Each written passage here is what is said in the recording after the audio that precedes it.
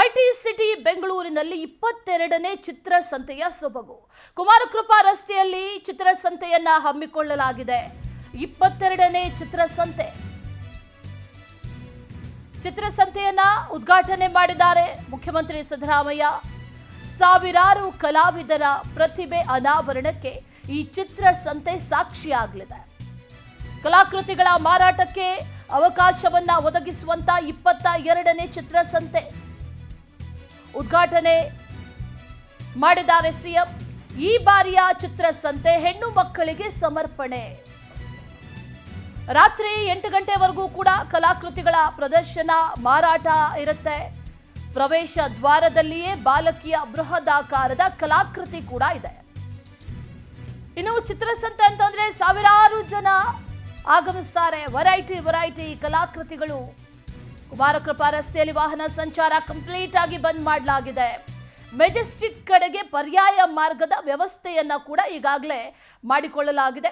CM ಉದ್ಘಾಟನೆಯನ್ನ ಮಾಡಿದ್ದಾರೆ. ಈ ಬಾರಿಯ ಥೀಮ್ ಇದೆಯಲ್ಲ, ಅದು ಹೆಣ್ಣು ಮಕ್ಕಳಿಗಾಗಿ ಹೆಣ್ಣು ಭ್ರೂಣ ಹತ್ಯೆ ಕುರಿತು ಜನರಲ್ಲಿ ಜಾಗೃತಿಯನ್ನ ಮೂಡಿಸಬೇಕು ಅನ್ನುವಂತಹ ನಿಟ್ಟಿನಲ್ಲಿ ಬಹಳ ಅರ್ಥಪೂರ್ಣವಾದಂತಹ ಒಂದು ಥೀಮ್. ಆ ಥೀಮ್ನ ಅಡಿಯಲ್ಲಿ ಈ ಬಾರಿಯ ಚಿತ್ರಸಂತೆ ಅದನ್ನ ಉದ್ಘಾಟನೆ ಮಾಡಿದ್ದಾರೆ ಸಿಎಂ ಸಿದ್ದರಾಮಯ್ಯ.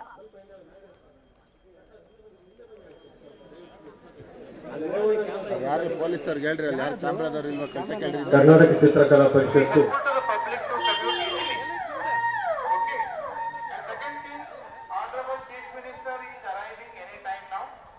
ಚಿತ್ರಸಂತೆ ಅಂತಂದ್ರೆ ಅನೇಕ ಕಲಾಕೃತಿಗಳು, ಅನೇಕ ಕಲಾವಿದರ ಕೈಚಳಕ ಎಲ್ಲವೂ ಕೂಡ ಅಲ್ಲಿ ಅನಾವರಣಗೊಳ್ಳುತ್ತೆ.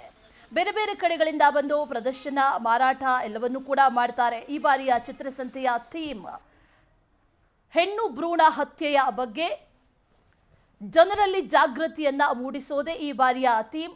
ಹೆಣ್ಣು ಮಕ್ಕಳನ್ನ ಉಳಿಸಬೇಕು, ಜೊತೆಗೆ ಅವರ ವಿದ್ಯಾಭ್ಯಾಸ ಆಗಿರ್ಬೋದು, ಇನ್ನಿತರ ವಿಚಾರಗಳಾಗಿರ್ಬೋದು, ಎಲ್ಲದರ ಬಗ್ಗೆಯೂ ಕೂಡ ಕಾಳಜಿ ವಹಿಸಬೇಕು, ಹೆಣ್ಣು ಭ್ರೂಣ ಹತ್ಯೆ ನಿಲ್ಲಬೇಕು ಅನ್ನುವಂಥ ನಿಟ್ಟಿನಲ್ಲಿ ಈ ಬಾರಿಯ ಥೀಮ್ ಇರೋದು. ಸಿಎಂ ಉದ್ಘಾಟನೆ ಮಾಡಿದ್ದಾರೆ. ಅಪರೂಪದ ಕಲಾಕೃತಿಗಳು, ಆಕರ್ಷಕವಾದಂತಹ ಕಲಾಕೃತಿಗಳು, ಇದೆಲ್ಲವನ್ನೂ ಕೂಡ ಈಗ ಚಿತ್ರಕಲಾ ಪರಿಷತ್ ವತಿಯಿಂದ ಮಾಡಲಾಗಿದೆ. ಗ್ರಾಹಕರನ್ನ ಸೆಳೀತಾ ಇದೆ. ಅಪರೂಪದ ಕಲಾಕೃತಿಗಳು, ಬೇರೆ ಬೇರೆ ರೀತಿಯ ಬೇರೆ ಬೇರೆ ತೈಲವರ್ಣ ಆಗಿರ್ಬೋದು, ಬೇರೆ ಬೇರೆ ಪೇಂಟಿಂಗ್ಗಳು. ಇನ್ನು ಮನೆಗೊಂದು ಚಿತ್ರ ಅನ್ನುವಂಥ ನಿಟ್ಟಿನಲ್ಲಿ ಆ ಥೀಮ್ನ ಅಡಿಯಲ್ಲೂ ಕೂಡ ಚಿತ್ರಕಲಾವಿದರಿಗೂ ಕೂಡ ಪ್ರೋತ್ಸಾಹವನ್ನು ನೀಡಬೇಕು ಅನ್ನುವಂಥ ನಿಟ್ಟಿನಲ್ಲಿ ಈ ಚಿತ್ರಸಂತೆಯನ್ನು ಕೂಡ ಈ ಬಾರಿ ಆಯೋಜನೆ ಮಾಡಲಾಗಿದೆ. ಸುಮಾರು 100ರಿಂದ ಹಿಡಿದು 1 ಲಕ್ಷದವರೆಗೂ ಕೂಡ ಅನೇಕ ಕಲಾಕೃತಿಗಳು, ಪೇಂಟಿಂಗ್ಸ್ಗಳು ಎಲ್ಲವೂ ಕೂಡ ಈ ಬಾರಿ ಮಾರಾಟ ಆಗ್ತಾ ಇದೆ. ಜೊತೆಯಲ್ಲಿ ಅಲ್ಲಿ ಓಡಾಡುವಂಥವ್ರಿಗೂ ಕೂಡ ಎಲ್ಲ ರೀತಿಯ ವ್ಯವಸ್ಥೆಗಳನ್ನು ಮಾಡಬೇಕು ಅನ್ನುವಂಥ ನಿಟ್ಟಿನಲ್ಲೂ ಕೂಡ ಈಗ ಈ ಬಾರಿ ಸಿದ್ಧತೆಗಳನ್ನು ಕೂಡ ಮಾಡಿಕೊಳ್ಳಲಾಗಿದೆ. ಕುಮಾರಕೃಪಾ ರಸ್ತೆಯಲ್ಲಿ ಚಿತ್ರಸಂತೆಯನ್ನ ಹಮ್ಮಿಕೊಳ್ಳಲಾಗಿದೆ. 22ನೇ ಚಿತ್ರಸಂತೆ, 22ನೇ ಆವೃತ್ತಿಯ ಚಿತ್ರಸಂತೆ ಸಿಎಂ ಉದ್ಘಾಟನೆ ಮಾಡಿದ್ದಾರೆ. ಸಾವಿರಾರು ಕಲಾವಿದರು ಇಲ್ಲಿ ಬಂದು ತಮ್ಮ ಪ್ರತಿಭೆಯನ್ನ ಅನಾವರಣ ಮಾಡ್ತಾರೆ. ಪೇಂಟಿಂಗ್ಸ್ ಅನ್ನ ಅಲ್ಲಿ ಡಿಸ್ಪ್ಲೇ ಮಾಡ್ತಾರೆ. ಮಾರಾಟ, ಪ್ರದರ್ಶನ ಎರಡೂ ಕೂಡ ನಡೆಯುತ್ತೆ. ಅನೇಕ ಕಲಾಕೃತಿಗಳ, ಅನೇಕ ಕಲಾವಿದರ ಕಲಾಕೃತಿಗಳಿಗೆ ಈ ಮಾರಾಟವನ್ನ ಮಾಡೋದಕ್ಕೆ ಅವಕಾಶವನ್ನ ಒದಗಿಸುವಂತ 22ನೇ ಚಿತ್ರಸಂತೆ. ಈ ಬಾರಿಯ ಚಿತ್ರಸಂತೆಯ ವಿಶೇಷ ಅಂತಂದ್ರೆ ಅದು ಹೆಣ್ಣು ಮಕ್ಕಳಿಗಾಗಿ ಸಮರ್ಪಣೆ ಮಾಡಲಾಗಿದೆ. ರಾತ್ರಿ 8 ಗಂಟೆವರೆಗೂ ಕೂಡ ಇರುತ್ತೆ ಈ ಪ್ರದರ್ಶನ ಮತ್ತು ಮಾರಾಟ. ಇನ್ನು ಪ್ರವೇಶ ದ್ವಾರವನ್ನ ಕೂಡ ಆಗಲೇ ಗಮನಿಸಿದ್ವಿ. ಅಲ್ಲೂ ಕೂಡ ಬೃಹದಾಕಾರದ ಹೆಣ್ಣು ಮಗುವಿನ ಕಲಾಕೃತಿಯನ್ನ ಕೂಡ ಮಾಡಲಾಗಿದೆ.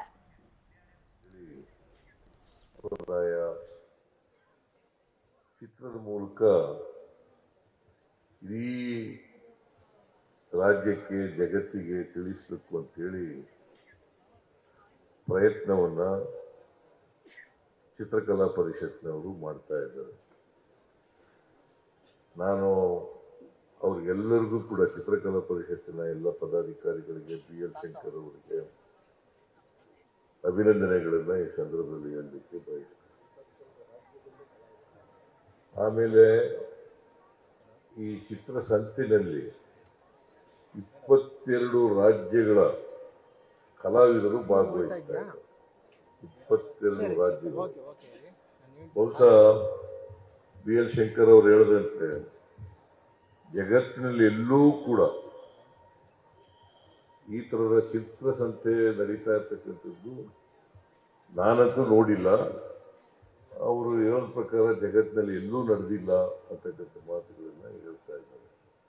ಅದರಿಂದ ಕರ್ನಾಟಕದಲ್ಲಿ, ಅದರಲ್ಲೂ ಬೆಂಗಳೂರಿನಲ್ಲಿ, ನಮ್ಮ ರಾಜ್ಯದಲ್ಲಿ ಇಂಥ ಚಿತ್ರಸಂತೆ ನಡೀತಾ ಇರ್ತಕ್ಕಂಥದ್ದು ನಮ್ಗೆಲ್ಲರಿಗೂ ಕೂಡ ಹೆಮ್ಮೆಯ ವಿಷಯ ಅಂತ ಹೇಳಿ ನಾನು ಈ ಸಂದರ್ಭದಲ್ಲಿ ಹೇಳಲಿಕ್ಕೆ ಬಯಸ್ತಾ ಇದ್ದೇನೆ. ಅನೇಕ ಚಿತ್ರಕಲಾವಿದರಿಗೆ ಅವಕಾಶ ಕಲ್ಪಿಸ್ಕೊಡ್ತಕ್ಕಂಥ ಕೆಲಸ ಇದೆ, ವೇದಿಕೆಯನ್ನು ಒದಗಿಸ್ಕೊಡ್ತಕ್ಕಂಥ ಕೆಲಸ.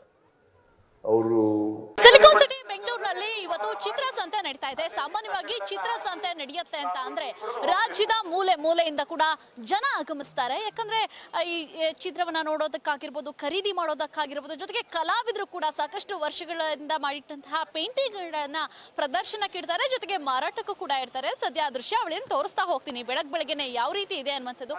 ಬೆಳಗ್ಗೆ 6 ಗಂಟೆಯಿಂದ ಕೂಡ ಎಲ್ಲರೂ ಕೂಡ ಬಂದು ಮನೆಗಳಿಗೆ ಪೇಂಟಿಂಗ್ ಅನ್ನ ತಗೊಂಡು ಹೋಗ್ತಾ ಇದ್ದಾರೆ. ಜೊತೆಗೆ ವೆರೈಟಿ ಪೇಂಟಿಂಗ್ ಗಳನ್ನ ನೋಡಿ ಕಣ್ತುಂಬಿಸ್ಕೊಳ್ತಾ ಇದ್ದಾರೆ. ಯಾಕಂದ್ರೆ ಈ ಚಿತ್ರಸಂತೆ ಬರ್ಲಿ ಅಂತಾನೆ ಸಾಕಷ್ಟು ಜನ ಕಾಯ್ತಾ ಇರ್ತಾರೆ. ಒಂದು ಕಡೆಯಾಗಿ ಕಲಾವಿದರಿಗೂ ಕೂಡ ಒಳ್ಳೆ ಅವಕಾಶ ಇದು. ತಾವು ಮಾಡಿಟ್ಟಂತಹ ಪೇಂಟಿಂಗ್ ಗಳನ್ನ ಒಂದು ತೋರಿಸೋದಾಗಿರ್ಬೋದು, ಅದರ ವೆರೈಟಿಗಳನ್ನ ಹೇಳೋದಾಗಿರ್ಬೋದು, ಸ್ಪೆಷಾಲಿಟಿಗಳನ್ನ ಜನರಿಗೆ ಅರ್ಥ ಮಾಡಿಸೋದಾಗಿರ್ಬೋದು, ಎಲ್ಲವನ್ನ ಕೂಡ ಕಲಾವಿದರು ಮಾಡ್ತಾರೆ. ಸದ್ಯ ನೋಡ್ತಾ ಇರ್ಬೋದು 5,000ಕ್ಕೂ ಹೆಚ್ಚು ಕಲಾವಿದರು ಇವತ್ತು ಕಲಾ ಸಂತೆಯಲ್ಲಿ ಬಂದು ಪಾಲ್ಗೊಂಡಿರುವಂಥದ್ದು. ಸದ್ಯ ಚಿತ್ರಗಳನ್ನ ಗಮನಿಸ್ತಾ ಇರ್ಬೋದು. ಯಾಕಂದ್ರೆ ಇದೆಲ್ಲವನ್ನು ಕೂಡ ಕೈಯಲ್ಲೇ ಕಲರ್ಫುಲ್ ಆಗಿ ಬಿಡಿಸ್ತಾರೆ ಅಂತ ಅಂದ್ರೆ ನಿಜಕ್ಕೂ ಕಲಾವಿದರ ಕಲೆ ಎಂಥದ್ದು ಅಂತ ಮೆಚ್ಕೋಬೇಕಾಗತ್ತೆ. ಸದ್ಯ ಗಮನಿಸ್ತಾ ಇರ್ಬೋದು, ಹೂಗಳಾಗಿರ್ಬೋದು, ಮನೆಗಳಿಗೆ ಇಡುವಂತಹ ಪೇಂಟಿಂಗ್ಸ್ ಆಗಿರ್ಬೋದು, ಎಲ್ಲವೂ ಕೂಡ ಈಗ ಜನರ ಗಮನವನ್ನ ಸೆಳೀತಾ ಇದೆ.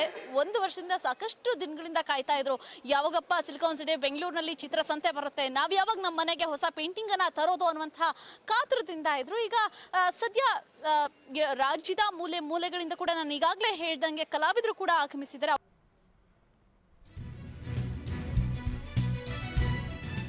22ನೇ ಚಿತ್ರಸಂತೆ ನಡೀತಾ ಇದೆ. ಆ ಚಿತ್ರಸಂತೆಯಲ್ಲಿ ಮಸ್ತ್ ಕಲಾಕೃತಿಗಳ ಅನಾವರಣ ಆಗ್ತಾ ಇದೆ.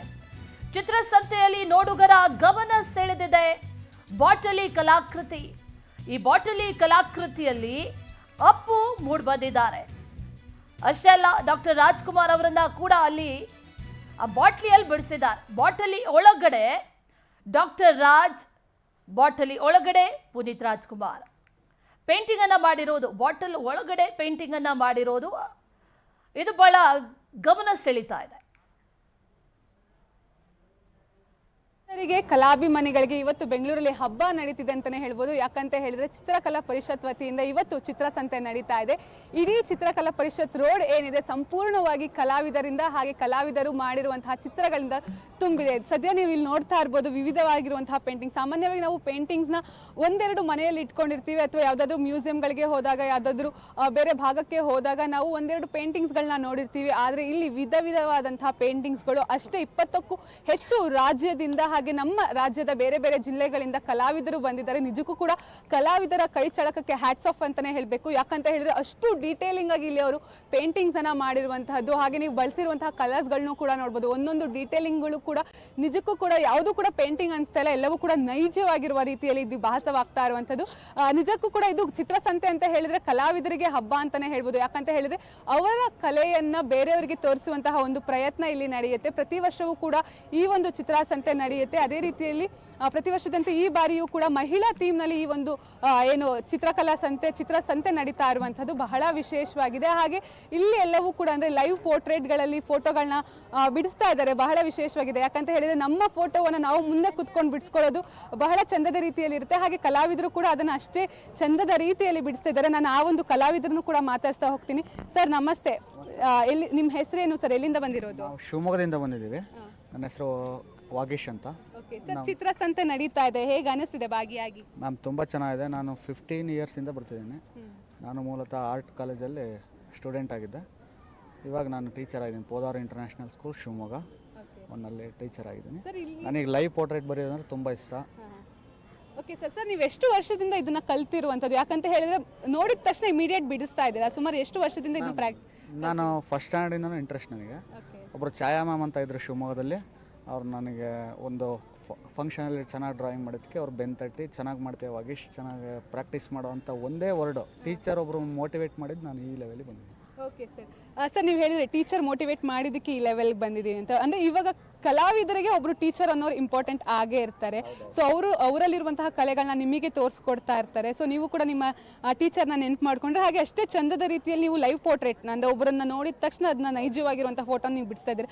ಸುಮಾರು ಒಬ್ಬರ ಫೋಟೋವನ್ನು ಬಿಡಿಸ್ಲಿಕ್ಕೆ ಎಷ್ಟೊತ್ತು ಸಮಯವನ್ನು ನೀವು ತೆಗೆದುಕೊಳ್ತೀರಾ? ಮ್ಯಾಮ್ 7 to 10 minutes ತಗೊಳ್ತೀನಿ. Okay, 7 to 10 minutes. ಸೊ ಅಂದ್ರೆ ಯಾವ ರೀತಿಯಲ್ಲಿ ಸರ್ ಆಸಕ್ತಿ ಅಂದ್ರೆ ಇದನ್ನೇ ಲೈವ್ ಪೋರ್ಟ್ರೇಟ್ ಮೇಲೆ ನಿಮ್ಮ ಆಸಕ್ತಿ ಇದೆಯಾ ಅಥವಾ ಬೇರೆದೆಲ್ಲ? ಮಾಡರ್ನ್ ಪೇಂಟಿಂಗ್ಸು ಮತ್ತು ರಿಯಲಿಸ್ಟಿಕ್ ಪೇಂಟಿಂಗ್ಸು, ಪೋರ್ಟ್ರೇಟ್ ತುಂಬ ಜಾಸ್ತಿ ಇಷ್ಟ.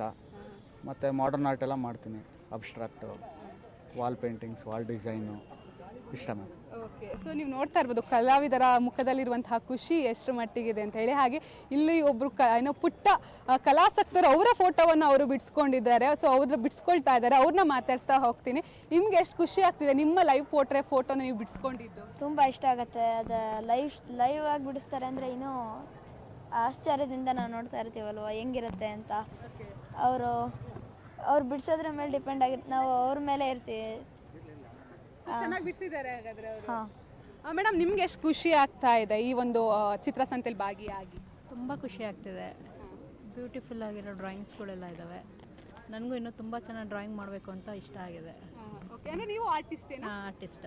ಓಕೆ, ನೀವು ಎಷ್ಟು ವರ್ಷದಿಂದ ಆರ್ಟಿಸ್ಟು? ನಾನು 5 years 5 ಇಯರ್ಸಿಂದನೂ ಚಿತ್ರಸಂತೆಗೆ ಬರ್ತಾ ಇದ್ದೀನಿ. ಬರ್ತಾ ಇದ್ದೀನಿ, ಎಂಜಾಯ್ ಮಾಡ್ತಾ ಎಂಜಾಯ್ ಮಾಡ್ತಾ ಇದ್ದೀನಿ ತುಂಬ. ಓಕೆ, ಸೊ ಇದಿಷ್ಟು ಏನು ಕಲಾವಿದರು ಹಾಗೆ ಕಲಾಸಕ್ತರು ಹೇಳ್ತಾ ಇರುವಂಥದ್ದು. ನಿಜಕ್ಕೂ ಕೂಡ ಇಡೀ ರೋಡ್ ಕಲಾಮಯದಿಂದ ಕೂಡಿದೆ ಅಂತಲೇ ಹೇಳ್ಬೋದು. ಕಲರ್ಫುಲ್ ಆಗಿರುವಂತಹ ಕಲಾಮಯದಿಂದ ಕೂಡಿದೆ. ಅದ್ರ ಜೊತೆಗೆ ನೀವು ನೋಡ್ತಾ ಇರ್ಬೋದು ಕಲಾವಿದರು ಕೂಡ ಅಷ್ಟೇ ಚಂದದ ರೀತಿಯಲ್ಲಿ. ಯಾಕಂತ ಹೇಳಿದ್ರೆ ಈ ಒಂದು ಕುಮಾರ ಕೃಪಾ ರೋಡ್ ಏನಿದೆ, ಕುಮಾರ ಪಾರ್ಕ್ ರೋಡ್ ಏನಿದೆ, ಸದಾ ಕಾಲವೂ ಕೂಡ ಟ್ರಾಫಿಕ್ಕಿಂದ ಕೂಡಿರುತ್ತೆ. ಸೊ ಆದರೆ ಇವತ್ತು ಟ್ರಾಫಿಕ್ನ ಹೊರತುಪಡಿಸಿ ಸಂಪೂರ್ಣವಾಗಿ ಇದು ಕಲರ್ಫುಲ್ ಆಗಿ ಪೇಂಟಿಂಗ್ಸಿಂದ ತುಂಬಿದೆ. ಒಂದೊಂದು ಪೇಂಟಿಂಗ್ಸು ಕೂಡ ನಿಜಕ್ಕೂ ಕೂಡ ಬಹಳಷ್ಟು ಖುಷಿಯನ್ನು ಕೊಡುತ್ತೆ ಮನಸ್ಸಿಗೆ. ಎಲ್ಲೋ ಒಂದು ಕಡೆ ನೆಮ್ಮದಿ. ಅದರಲ್ಲೂ ಕೂಡ ವೀಕೆಂಡ್ ಇದೆ, ಚುಮ್ಮು ಚಳಿ ಇದೆ. ಈ ಒಂದು ಚುಮ್ಮು ಚಳಿಯಲ್ಲಿ ಈ ಒಂದು ವೀಕೆಂಡ್ನಲ್ಲಿ ಈ ರೀತಿಯ ಕಲಾವಿದರ ಕೈಚಳಕದಲ್ಲಿ ಮೂಡಿರುವಂತಹ ಪೇಂಟಿಂಗ್ಸ್ನ ನೋಡೋದೇ ಒಂದು ಖುಷಿ ಅನ್ಸುತ್ತೆ. ಇದ್ರ ಜೊತೆಗೆ ಕಲಾವಿದರಿಗೂ ಕೂಡ ಇದು ಒಂದು ರೀತಿಯಲ್ಲಿ ಜೀವನೋಪಾಯ ಆಗುತ್ತೆ. ಯಾಕಂತ ಹೇಳಿದ್ರೆ ತಮ್ಮ ಏನು ಪೇಂಟಿಂಗ್ಸ್ಗಳಿಗೆ ಇಲ್ಲಿ ಅವರು ಒಂದು ಬೆಲೆಯನ್ನು ಕೊಟ್ಟು ಆ ಒಂದು ಬೆಲೆಗೆ ಅವರು ಮಾರಾಟ ಮಾಡ್ತಾರೆ. ಸೊ ಹೀಗಾಗಿ ಅವರ